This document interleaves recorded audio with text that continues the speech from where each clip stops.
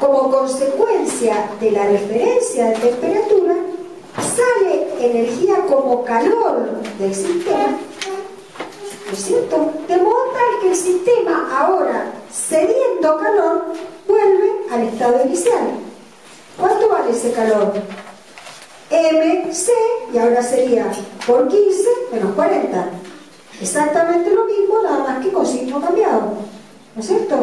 Es más, nosotros decimos con signo cambiado, pero si nosotros recordamos la convención de signo, sería exactamente igual, porque el trabajo recibido negativo, calor también cedido negativo. Entonces tenemos que, cuando este sistema volvió al estado inicial, o sea, describió un ciclo o transformación cerrada, todo el calor intercambiado fue igual al trabajo intercambiado. Si en lugar de haber puesto el sistema, luego de que recibió el trabajo, en contacto con un foco a 15, se hubiera puesto en contacto con una barra de hielo a 0 grados, hubiera cedido el agua calor hasta llegar a 0 grados. Y en ese caso, el calor, para pasar de este a este estado, lo hubiéramos calculado con MC delta T sería 0 menos 40.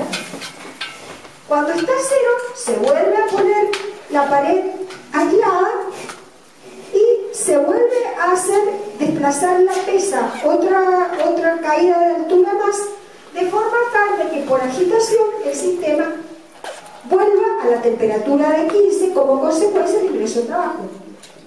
El trabajo total sería MC por 40 menos 15 más MC por 15 menos 0. Exactamente igual al calor que hizo falta para pasar de 40 a 0, que es M por C por 40 menos 0. Quiere decir que en este segundo ciclo, de nuevo se verificó que la suma de los trabajos es igual al calor total intercambiado, si es que queremos que la transformación sea cerrada, o sea, vuelva al mismo estado inicial. Y así se puede seguir jugando de todas las formas que se nos dé la gana, pero siempre se llega a que si la transformación es cerrada, la sumatoria de los calores es igual a la sumatoria de los trabajos. Entonces, si nosotros expresamos esto de forma matemática, ¿qué nos queda? Le vamos a llamar ciclo 1, ciclo 2, ciclo 3. Esta sería, entonces, la forma de poder expresar el calor total recibido en el primer ciclo. ¿Por qué le ponemos esta círculo en la integral? Porque es una integral a lo largo de una trayectoria cerrada. Una transformación cerrada del total del calor sería este Q1 que nosotros acá representamos como flecha. Lo mismo si integramos el trabajo, que era una función de línea, y que lo integramos a lo largo de todo el ciclo cerrado o transformación cerrada, sería el trabajo total. Lo mismo hacemos para cualquiera de las otras, sino que acá tenemos calor 2, calor 3, acá tenemos la suma de todos los calores, y ahí tenemos el trabajo 3. Pero podemos llegar a que siempre es igual el calor total y el trabajo total en la transformación cerrada. Entonces, esta experiencia es la que sirvió de base para sacar la siguiente conclusión, y es que en una transformación cerrada, llevada a cabo por un sistema cerrado, la suma o el total del calor intercambiado a lo largo de la trayectoria cerrada o ciclo es igual a la integral a lo largo de la misma trayectoria de todos los calores, de todos los trabajos intercambiados. O sea, calor neto es igual a trabajo neto en una transformación cerrada. Bien. Ahora, esta expresión no es nada más y nada menos que la expresión del primer principio de la termodinámica, pero para sistema cerrado y transformación cerrada. Lo expresamos así con las integrales, o si no, de forma más sencilla, el calor neto total intercambiado en todo el ciclo es igual al trabajo neto o total intercambiado en todo el ciclo. supongamos que el ciclo es 1A2B1, que acabamos de enunciar de acuerdo a la experiencia de Joule, que se cumple esto a lo largo de ese ciclo 1A2B1, calor igual a trabajo, ¿no es cierto? Pasamos al primer miembro, calor menos trabajo, en el ciclo 0. Esto es una propiedad de las integrales. Agrupamos los dos integrandos, nos queda la diferencia diferencial Q menos diferencial W a lo largo de la trayectoria cíclica cerrada es igual a 0. Podemos desdoblar el ciclo en dos caminos partidos donde se nos dé la gana. Supongamos que 1A2B1. Entonces, como una propiedad de los integrales nos queda que a lo largo de todo el ciclo es la suma, lo podemos doblar en la suma de las dos partes. Y eso sigue siendo igual a 0. Ahora, ¿qué podemos hacer? Pasamos al segundo miembro con signo cambiado, entonces nos queda de 1 a 2 por A igual a menos de 2 a 1 por B. Cambiamos los límites de integración. Entonces nos queda esta diferencia entre diferencial Q y diferencial W de 1 a 2 por A es igual a la misma diferencia de 1 a 2, pero en vez de por A, por B. Si quisiéramos, podríamos haber elegido otra transformación cerrada, 1A2C1. Hacemos el mismo razonamiento y llegaríamos de nuevo a que la transformación desde 1 a 2 por A debe ser igual a la diferencia entre Q y W de 1 a 2, pero por C. Y así podríamos elegir todos los ciclos que se nos dé la gana. ¿Y a qué conclusión llegaríamos? Que siempre que vayamos desde 1 hasta 2, sin importar el camino o trayectoria, este integrando, que es la diferencia entre diferencial Q y diferencial W, al integrarlo da lo mismo. ¿No es cierto? ¿Qué quiere decir esto? Que esta diferencia de diferencial Q y diferencial W ¿depende del camino o no?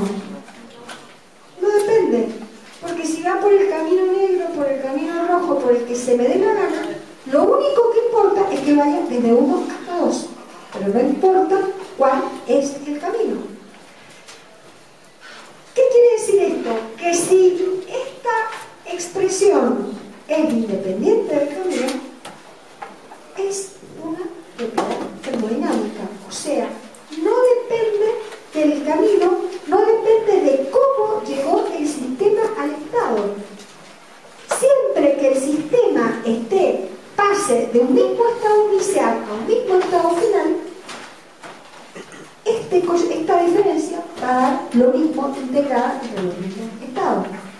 Quiere decir que a esta diferencia entre diferencial Q y W, por ejemplo, que para simplificar le podemos llamar E, ¿sí? Sería diferencial E, diferencial Q menos diferencial W, ¿sí? Es una función de punto, es una función de estado, no depende del camino, solo depende del estado en el que se encuentra el sistema. Por lo tanto, esta nueva función, que es la diferencia entre Q y W, es una propiedad termodinámica, que como Q y W son energías, también es energía.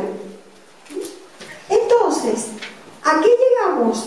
A que si en una transformación ya abierta, no cerrada, esta es la expresión del primer principio de la termodinámica, que el resultado de esta integral, cuando el sistema va desde 1 hasta 2, es igual a la diferencia entre esta propiedad E medida en 2 menos la sea, E es una función que tiene diferencial exacta porque el valor de su variación se puede calcular como la diferencia entre el valor en el estado final y el estado inicial. Eso es una diferencia exacta. Es función, es propiedad. A esta E se la denomina energía interna generalizada. Fíjense que es energía, ¿no es cierto?, que resulta de la diferencia entre Q y W. Eso es, y que entonces el primer principio quedaría expresado de esta forma. Esta integral no podemos poner Q en 2 menos Q en 1, porque dijimos que es función de línea, y que aunque los límites sean los mismos, el resultado de esta integral no da lo mismo, si el camino es diferente. Entonces, esto no lo podemos reemplazar por Q2 menos Q1. Esto tampoco, porque las dos son funciones de trayectoria. En cambio, esta integral, que es la única que es una verdadera diferencial exacta, sí la podemos calcular como la diferencia entre el estado final y el estado inicial. Entonces, esto no se da. Entonces, la forma de escribir el primer principio es de esta forma, como está acá. Esto es el calor puesto en juego para ir desde 1 hasta 2 por una cierta trayectoria, el trabajo puesto en juego para ir desde 1 hasta 2 por esa misma trayectoria. Esto es, ni me importa la trayectoria, el E en el estado final, el E en el estado inicial.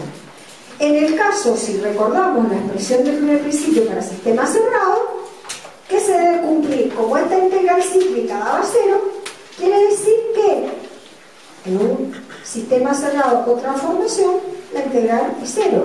Está bien, porque si hay diferencial exacta, el valor final del valor inicial coincide, porque es el mismo estado. Entonces, da 0. ¿Qué términos engloba esta energía interna generalizada?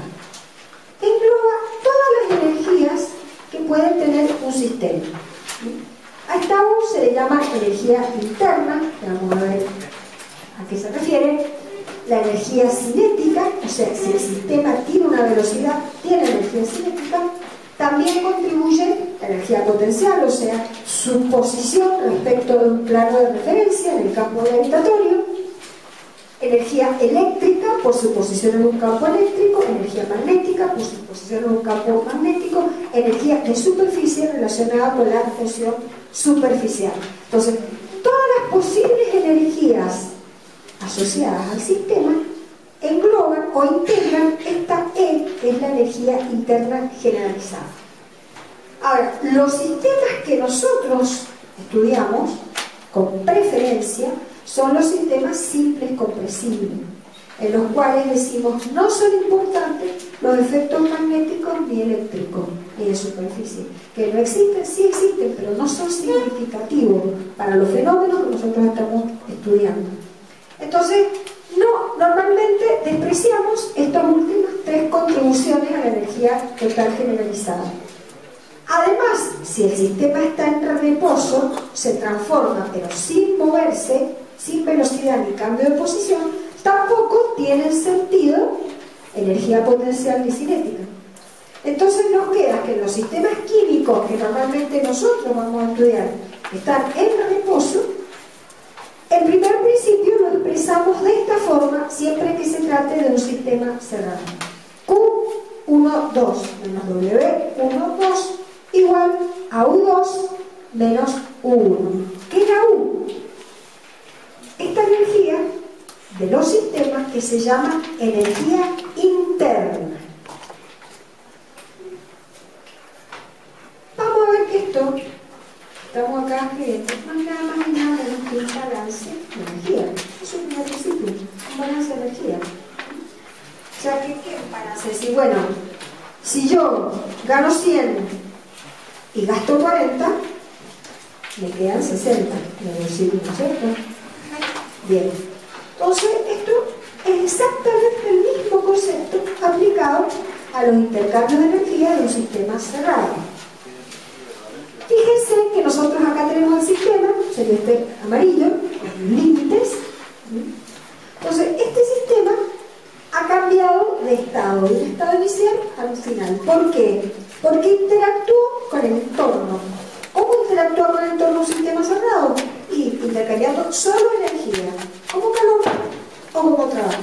O sea, supongamos que está intercambiando energía como calor y como trabajo, y cambia de un estado 1 a 1 2 en forma cuasi estática. Calores pueden ser entrantes o salientes, trabajo puede ser entrante o saliente, pero asumimos los sentidos considerados como positivos para cada una de las dos energías. El calor era positivo cuando era entrante, el trabajo era positivo cuando era saliente. Entonces decimos, este es el Q neto entrante, quiere decir, habrá entrado y habrá salido, pero al Q neto entrante lo represento de esta forma.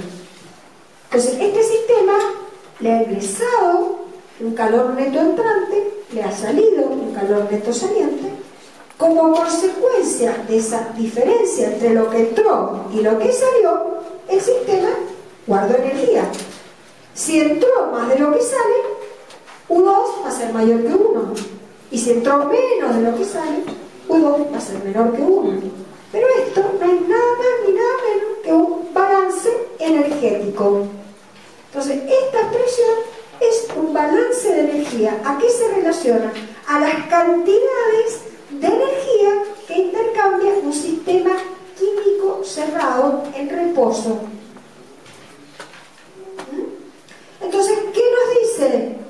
Y el sistema, cuando interactúa con el medio, cambia su energía interna. ¿En qué magnitud?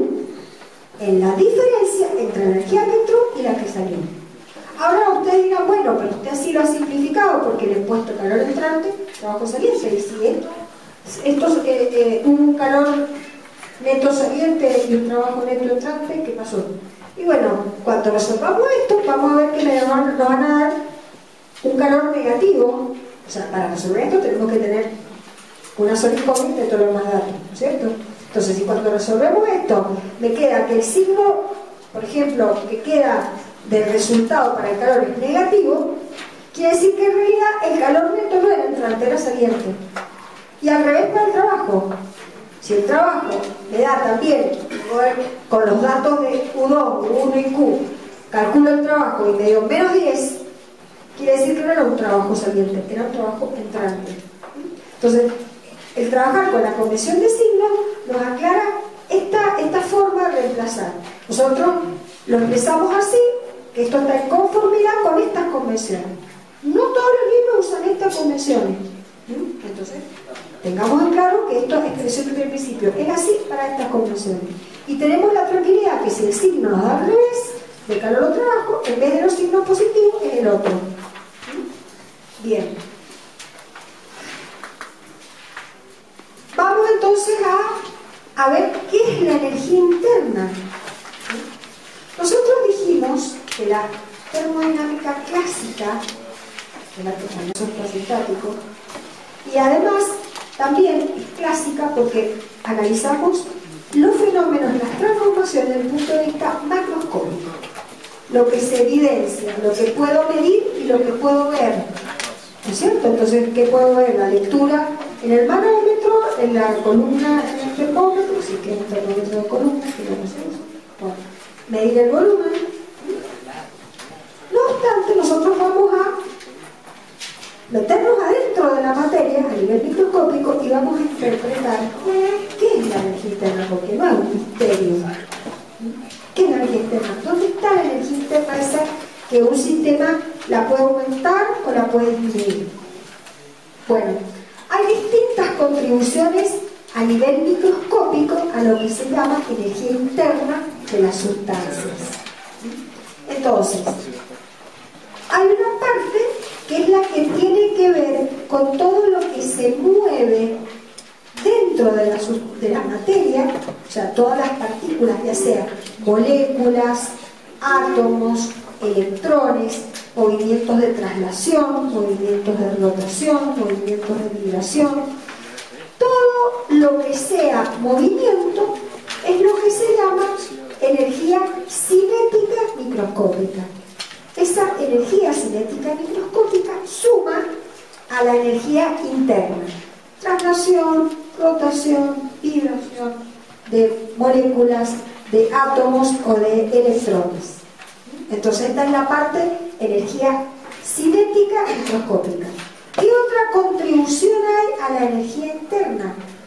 La energía potencial microscópica.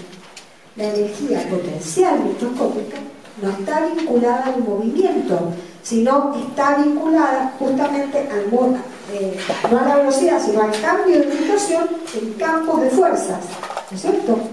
Entonces, si nosotros estamos en el campo generado por las fuerzas de atracción intermolecular, pues nosotros sabemos que en los líquidos las fuerzas de atracción son mayores que en los gases, y en los sólidos mayores que en los líquidos.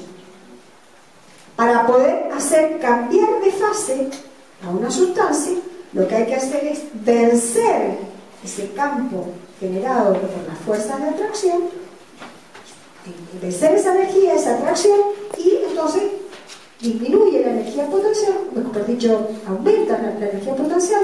¿Por qué? Porque la energía que se introduce logra vencer la fuerza de atracción, esa energía queda acumulada, y esa es energía interna de tipo latente, que no cambia la temperatura, lo que cambia es la fase, y es energía potencial microscópica que se ejerce contra las fuerzas de atracción entre las moléculas. Entonces ahí tenemos otra componente, entonces cinética microscópica, y acá tenemos potencial microscópica. La suma de estas dos es la que se le suele llamar energía térmica, vinculada entonces a la cinética y a los cambios de fase. Recordemos que la energía cinética microscópica es la que está relacionada con la temperatura absoluta de un sistema. La temperatura absoluta es la energía, está relacionada con la energía cinética promedio de las moléculas que integran la sustancia. Bien. Entonces, esta suma de estas dos cosas se llama energía térmica, son contribuciones a la energía interna. Hay otra más, que tiene que ver con otra energía potencial, pero en este caso contra las fuerzas que mantienen unidos los átomos en una molécula. ¿Por qué existe el compuesto agua? Porque hay fuerzas de atracción entre los átomos de oxígeno y de hidrógeno que establecen los enlaces químicos. Esos enlaces químicos tienen una determinada energía. Si de repente el agua reacciona, ¿no es cierto? ¿Qué pasa? Para que cambie de estado en una reacción química, hay que vencer esas energías de enlace, romper los enlaces y establecer otro nuevo. De nuevo, como es energía que está, digamos, dirigida a poder trabajar en contra de fuerzas de atracción, es también energía potencial microscópica. Pero esa es la que se llama energía química. Entonces, la energía interna es un paquete de diferentes energías a nivel microscópico. Entonces, cuando un sistema gana energía o aumenta su energía interna, es porque sucedieron algunos de estos fenómenos, o bien porque venció la fuerza de atracción y pasó a fase vapor, o porque se calentó y aumentó su energía cinética, o porque tuvo una reacción química endotérmica, entonces tiene más energías de enlace al final que el inicial, entonces aumentó la energía interna. Hay otro cuarto contribuyente, que es la que se llama energía nuclear, que como no la estudiamos nosotros, todas las demás sí las tenemos en cuenta, pero no la nuclear no la hemos puesto. Pero hay otro componente microscópico que es la que tiene que ver con las fuerzas que mantienen unidas las partículas subatómicas. Entonces, ¿qué es una reacción nuclear? Es cuando los núcleos cambian, se desintegran. Entonces, cuando cambia el número de protones, cambia la sustancia, se forman otras y se puede liberar, se libera normalmente energía, que es la energía nuclear, que es la que está asociada a la energía potencial de enlace de partículas subatómicas. Entonces, esa sería otra contribución que no la hemos considerado. Normalmente, depende de lo que estamos estudiando, es los ingredientes que nosotros consideramos. ¿Qué les quiero decir? Si nosotros estamos estudiando cuánta energía potencial se intercambia o se disminuye cuando esta virome se cae de acá hasta la tarima, ¿no es cierto? Y vamos a tomar un estado de referencia para estudiar, entonces estudiamos la virome, después la ponemos un poquito más alta y vemos qué pasa, después cambiamos, ponemos esto, y tenemos que elegir un estado de referencia para hacer estos estudios en los cambios de energía potencial, que es lo que sería práctico. Y bueno, tomaríamos como estado de referencia el piso. No vamos a tomar como referencia el piso del subsuelo, ¿no es cierto? Porque hay un montón de espacio que nunca va a cambiar. Entonces, ¿para qué vamos a estar siempre sumando esa distancia? Tomemos un estado de referencia cercano al fenómeno que estamos estudiando. Entonces, cuando nosotros no estamos estudiando cambios de composición en los sistemas, entonces no tomamos la energía química, si no va a cambiar. En la medida que no cambie de composición, entonces consideramos solamente la energía latente y la latente y la térmica, que es la cinética, y la potencial latente, ¿no es cierto?, de cambio de fase. Entonces, nosotros vamos a ir eligiendo distintas referencias de acuerdo al fenómeno que estamos usando. Si estamos usando sistemas homogéneos que no cambian de fase, y estas nunca tomamos cuenta nada más esta no. Eso depende de lo que estamos estudiando. Porque hay una cosa importante que nosotros tenemos que ver. Vieron que nosotros dijimos Q menos W es delta U. Nosotros, en el principio, lo que podemos calcular son variaciones de energía interna, no valor absoluto. Nosotros calculamos cuánto fue el delta U de uno al otro. Entonces, cuando estudiamos un delta U, el estado de referencia lo vamos eligiendo de acuerdo a lo que hace más sencillo el estudio. Bueno, entonces hablemos de características de esta nueva propiedad que es la energía interna. Primero, como es propiedad, sirve para caracterizar un estado de equilibrio. Normalmente elegíamos P, B o T porque son fáciles de medir. Pero si tuviéramos un aparato que medía energía interna, también podríamos elegir U. Forma parte de esas propiedades que pueden caracterizar un estado de equilibrio. Justamente esa es la definición de propiedad. Es una característica de un sistema que tiene habilidad descriptiva. Bien, entonces, esto se cae, ¿no es cierto? Se puede usar conjunto con PTV para definir un estado de equilibrio. Además, es una propiedad extensiva. ¿Qué quiere decir? Es la suma de las energías internas de las partes. Cuanto más materia tengo, más energía interna tengo. Entonces acá, fíjense una cosa. Si un sistema pudiera intercambiar materia, aparece una nueva forma de energía que va a intercambiar, que es la energía que ingresa o saca la materia cuando entra o sale. Una de esas energías es la energía interna que tiene la materia. Entonces, los sistemas cerrados, no nos confundamos, no intercambian masa, por lo tanto, solo intercambian energía, como calor o como trabajo. ¿Dónde queda ese saldo energético? Dentro del sistema como energía interna, que sube. Entonces, ¿qué pasa? Si la energía cinética, se empiezan a mover cada vez con energía cinética, le sube la temperatura. Si disminuye, más energía cinética, le baja la temperatura. Entonces, de esa forma se cierra el balance energético.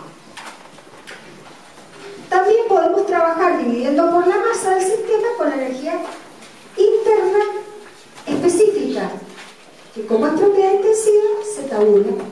Entonces van a ver que en las tablas de propiedades también aparece esta propiedad que es la energía interna de las sustancias en un determinado estado de equilibrio. Entonces un determinado estado de equilibrio, vamos a decir, tiene tal presión y tal temperatura. Ya está definido el estado. Podemos decir, tal temperatura, tal volumen, está definido. Podemos decir, tal energía interna y tal temperatura.